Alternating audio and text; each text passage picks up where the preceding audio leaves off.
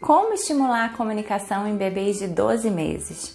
Que tipo de atividade a gente pode usar com eles? Que tipo de resposta a gente pode esperar deles nessa idade? Quais são os comportamentos que podem ser sinais de autismo ou de outros transtornos do neurodesenvolvimento? Se você quiser saber sobre tudo isso, vem comigo nesse vídeo.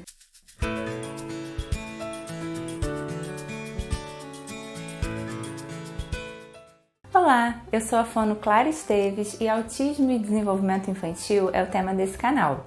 No vídeo de hoje, a gente vai dar sequência à playlist sobre a comunicação em bebês, falando sobre dicas de brincadeiras e atividades que a gente pode fazer em cada faixa etária e também com orientações sobre alguns sinais de alerta para o autismo e outros transtornos do neurodesenvolvimento. Mas antes, você já sabe, deixa aqui seu like, deixa seu comentário com as suas dúvidas, porque eu vou ter o maior prazer em responder e ajudar ainda mais, tá certo? Então, vamos falar sobre os bebês de 1 aninho, sobre bebês de 12 meses. Então, o que a gente espera de um bebezinho nessa idade, né?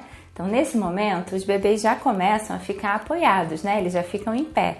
Eles podem até esboçar alguns passinhos assim sem apoio, mas certamente se você for segurando a mãozinha dele, ele já consegue dar esse passinho, né? E ele também já consegue ficar paradinho assim, em pé sozinho. Principalmente se ele estiver se escorando em alguma coisa, né? Enfim, ele consegue ir explorando a casa. Alguns até andam um pouco mais cedo do que isso, né? Mas a idade esperada é realmente em torno de 1 aninho, tá? Então, eles têm essa liberdade de movimentos, né? Bastante grande, e é nesse momento que também aparecem as primeiras palavrinhas, né? Quando eles começam a se afastar e precisam se comunicar de alguma forma. Essas primeiras palavrinhas, elas não são necessariamente do jeito que a gente espera que ele fale ou coisas, né, que de fato a gente fala, mas são esboços, né, são tentativas de comunicação. Então, por exemplo, o bebê ele pode falar bubu para toda vez que ele quiser chamar a chupeta, né? Então, assim, bubu não é uma palavra em si, né? E não tem muito a ver com chupeta, mas é a sequência de sons que ele consegue ir produzindo e ele faz isso de forma consistente para solicitar sempre a mesma coisa. Então, a gente considera que bubu é uma primeira palavrinha do bebê. Ou então, ele também já é capaz de falar coisas do tipo mamá, papá, coisas que são bastante frequentes ali no dia a dia dele. Nesse momento, os bebês também ainda continuam com o comportamento de reconhecer coisas mais familiares, eles ficam com um certo receio, né, um certo medo, assim, de coisas que não são familiares, são pessoas que não são ali do convívio, tá? Eles também estão numa fase de transição entre brincadeiras mais sensório-motoras e o começo do simbolismo, né? Então, eles começam a fazer uso apropriado de miniaturas, por exemplo, né? Pega um telefone, coloca na orelha, pega um pentezinho de brincadeira e finge que penteia o cabelo. A comunicação começa a ficar mais intensa, então eles começam a responder ordens de forma mais explícita, né? Ordens simples, ordens contextuais, assim. Então, por exemplo, se você fala, pega a bola, daí você aponta para onde a bola tá, ele vai lá e é capaz de entender esse comando verbal, né? Mas assim, coisas mais simples, coisas muito complexas, nesse momento ainda eles não conseguem compreender. E aí, nesse momento, é bem importante que a gente fique atento a alguns sinais, né? Por exemplo, se o seu bebê ainda não engatinha ou ele não consegue ficar em pé sem apoio, se ele não procura objetos que ele viu você escondendo, ou se ele não fala palavrinhas simples, né, como mamãe, papai, se ele não aprende a gesticular, né, tipo acenar, balançar a cabeça ou apontar para objetos, se ele já perdeu habilidades que ele já teve, tá?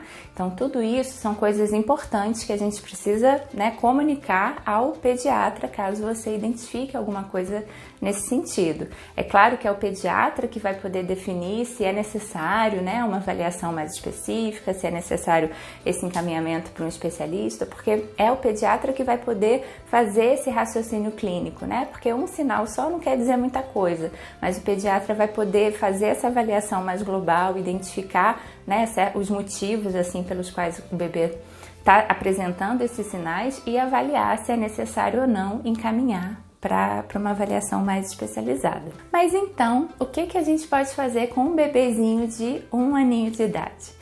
Então, é muito importante incentivar essa comunicação que está cada vez mais intensa, né? Então, assim, faça muitos pedidos para o bebê, coisas do dia a dia, por exemplo, para escovar o dente. Chama o bebê para escovar o dente, né? Fala uma frase curta e espera para ver o que ele vai fazer, para ver se de fato ele vai compreender, vai se dirigir ao banheiro, né? Dessa forma, você está incentivando a compreensão da linguagem, mais do que simplesmente pegar o bebê e levar para o banheiro, né? Você está ali incentivando essa compreensão de frases curtas. Mas é importante que sejam sempre frases curtas e habituais da rotina dele. Outra coisa importante também é incentivar brincadeiras que estimulem a pega, né? Assim, a praxis motora, né? Essa coisa mais refinada, assim, né? Da motricidade mais fina. Então, por exemplo, pintura, massinha, lego, né? Coisas que estimulem mesmo essa parte mais sensório-motora e que, ao mesmo tempo, possam se transformar em brincadeiras simbólicas, né? Com a mediação do adulto. Então, por exemplo, vou dar um exemplo do que eu quero dizer. Massinha. O bebê pode ali ficar só brincando de apertar a massinha, né? E tá trabalhando ali a parte motora e tudo mais. Mas o adulto pega a massinha, faz uma bolinha, monta um corpinho, né, de boneco e fica incentivando. Cadê a cabecinha do fulano? Cadê a cabecinha do boneco, né? Cadê a barriguinha? Cadê o nariz? Enfim, coisinhas que a partir ali da brincadeira, coisas que o bebê já reconhece, né, no corpo dele, ele pode estar com a mediação transpondo ali para a brincadeira. É claro que não necessariamente o bebê já vai responder, mas a gente vai estar ali incentivando, tá certo? Então a gente vai estar incentivando que essa brincadeira que é puramente sensório-motora possa se tornar um pouco mais simbólica, um pouco mais representativa, tá certo? Então, essas atividades que incentivem a compreensão da linguagem são super importantes e a gente faz isso em qualquer tipo de brincadeira, né? Então, tá brincando de bola? Aí você fala, cadê a bola? Pega a bola pra mamãe, pega a bola vermelha, olha a bola lá embaixo. Enfim, várias coisas que a gente pode estar sempre nomeando o mesmo objeto e expandindo aí essa compreensão. É claro que a gente precisa perceber quando que ficou um pouco mais complexo, né? Do tipo, cadê a bola embaixo da cadeira? Pronto, isso é muito complexo. Mas coisas assim mais diretas, com certeza o bebê já vai conseguir compreender. Tem também uma brincadeira que eu gosto muito, que é brincar de caixinha de surpresas, né?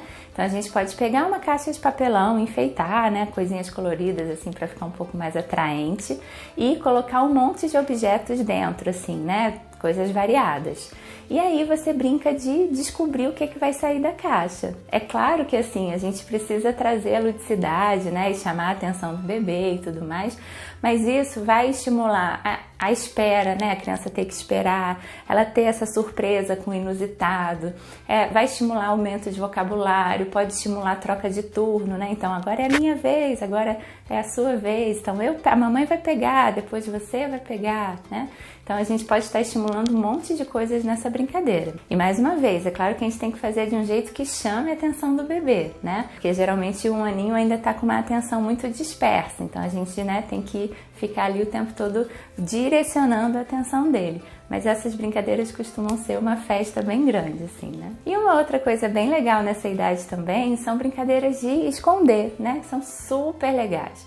Então, esconder o brinquedo, fazer esconder, né, o rostinho dele, fazê-lo esconder alguma coisa para você ter que buscar, ou então você mesmo esconder, deixar ele ver onde você está escondendo e aí procurar, né? Enfim, ele já dá conta de fazer esse tipo de brincadeira porque ele cognitivamente percebe que, apesar dele não estar vendo, tem coisas que as coisas continuam existindo, né? Então ele começa a esboçar essa capacidade de representação das coisas, né? De imaginação das coisas. Então você pode estar brincando com ele, sei lá, com um ursinho, aí daí a pouco você fecha o olhinho dele, a mamãe vai esconder o ursinho, aí coloca o ursinho debaixo da almofada, então deixa ele ver mesmo, né, onde você está colocando, e aí, agora cadê o ursinho? Vamos buscar cadê o ursinho? Ajuda a mamãe a encontrar, enfim, aí vai depender muito ali da forma como o próprio bebê vai responder, né, mas o fato é que essas brincadeiras de esconder são super legais. Então é isso, minha gente, se vocês curtiram essas dicas, né, deixem um like de vocês aqui, comentem, deixem as dúvidas, né,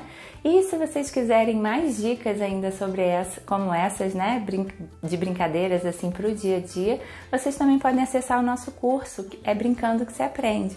Porque lá eu troco uma ideia super bacana sobre a infância, sobre o desenvolvimento infantil, sobre esses desafios, né, do dia a dia com crianças pequenas.